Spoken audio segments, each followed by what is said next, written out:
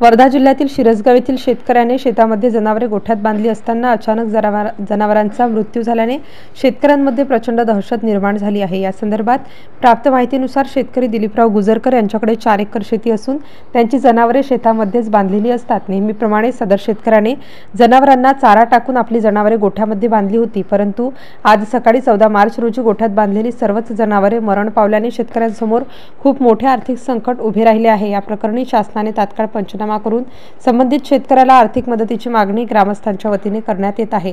MCN news मराठीकरिता सचिन महाजन, हिंगणघाट, वर्धा।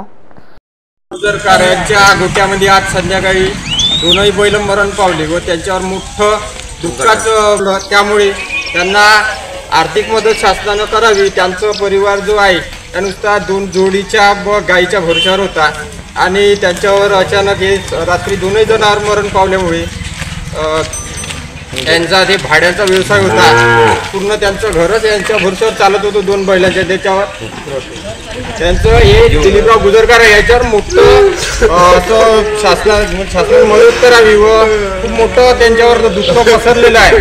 त्यांच्याकडे 4 acre शेती आहे व त्यांचा छोटा परिवार ह्या बैलाच्या भरोशावर चालत होता। आता मोठं त्यांच्यावर दुःख पसरल्यामुळे त्यांना शासनानं तातडीने यांची पाहणी करून 2 बैल व या गाय त्यांची संध्याकाळी अचानक गोट्यामध्येच मरण पावलेली आहे, त्यामुळे मोठं दुःख त्यांच्यावर पसरलेलं आहे।